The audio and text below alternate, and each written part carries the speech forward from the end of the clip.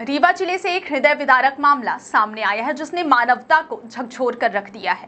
थाना बैकुंठपुर क्षेत्र के पथरी गांव निवासी रजनीश शुक्ला ने अपने वृद्ध माता पिता के इलाज के लिए अपनी पुश्तैनी जमीन बेच दी, लेकिन इस सौदे में उसे विश्वासघात और हिंसा का सामना करना पड़ा। पीड़ित रजनीश शुक्ला ने जमीन बेचने के बदले जो चेक प्राप्त किया वह बाउंस हो गया। जब उन्होंने खरीदार से बार बार संपर्क कर पैसे की मांग की तो शुरुआत में उन्हें टालने की कोशिश की गई और बाद में साफ इनकार कर दिया गया। न्याय की आस में रजनीश ने अदालत का रुख किया, जहां से फैसला उनके पक्ष में आया। अदालत के निर्देश पर राजस्व विभाग ने जमीन की रजिस्ट्री पीड़ित के नाम पर कर दी। इस फैसले के बाद आरोपी पक्ष बौखला गया और रजनीश शुक्ला पर जानलेवा हमला कर दिया। यह हमला उस समय हुआ जब वह अपनी जमीन पर अनाज बोने के लिए पहुंचे थे। दबंगों ने उनके साथ बेरहमी से मारपीट की।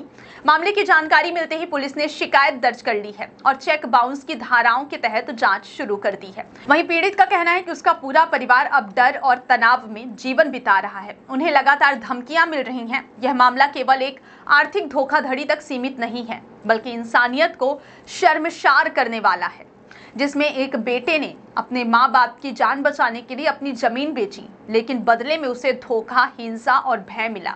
अब सवाल यह है कि क्या रजनीश शुक्ला और उनके जैसे सैकड़ों पीड़ितों को इंसाफ मिलेगा और क्या समाज ऐसे अपराधों के खिलाफ एकजुट होकर आवाज उठाएगा?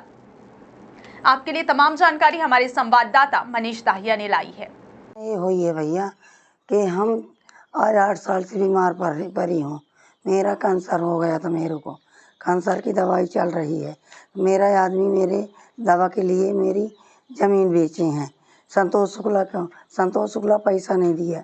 संतोष शुक्ला पैसा नहीं दिया। जब मेरा चेक बाउंस हो गए तो मेरे पति सिरमौर की ज़मीन बेचे मेरे दवा के लिए।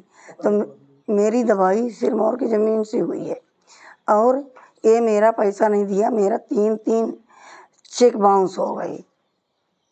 3 चेक मेरा बाउंस हो गए और मेरे बच्चों को वो ज़मीन मेरे पति के नाम हो गई है। फिर से मेरे पति के नाम हो गई है।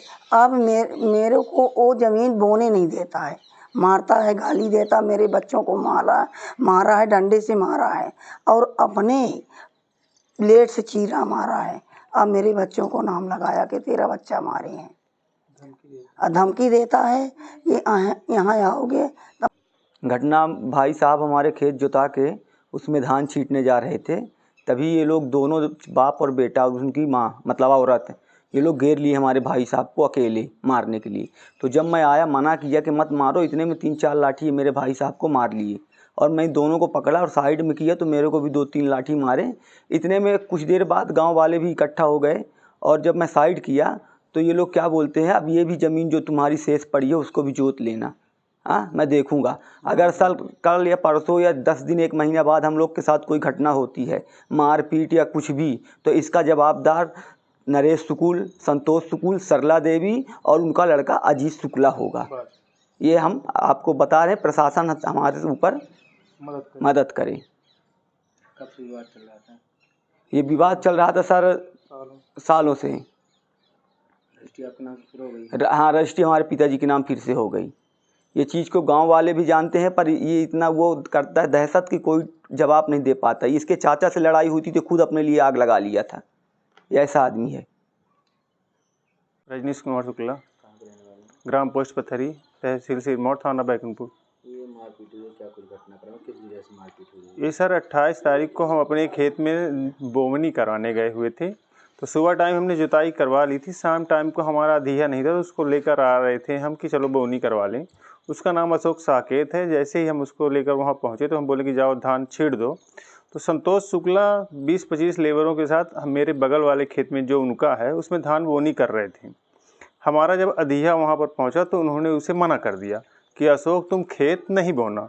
हम बोले क्यों नहीं बोएगा, जब ज़मीन हमारी है, पट्टे की हमारी है, सभी रिकॉर्ड आपने देखा ही कि ये सभी साक्ष्य हमारे पास ही हैं, है ना, जिसमें मेरे पिताजी का नाम बाकायदे है। मेरी ज़मीन पूरी खसरा से लेकर ऋण पुस्तिका तक सब कुछ हमारा है। फिर भी उन्होंने ज़बरदस्ती करके मुझ निहत्थे पर डंडे से वार किया। पहला बार उन्होंने मेरी जांघ पे किया, मेरे हाथ पे काटा, मेरे भाई के पीठ पर लाठी के डंडे के निशान हैं, मेरी पत्नी के हाथ पे लगा हुआ है, सर पे लगा हुआ है और पेट पे लगा हुआ है। संतोष शुक्ला, सरला शुक्ला और अजीत शुक्ला तीनों ने मुझे घेर के मारा है ना। और आने वाले समय में वो मुझे धमकी दे रहे हैं कि अगर खेत बोने आओगे, अगर कुछ करोगे तो जान से जाओगे और खेत भी नहीं मिलेगा।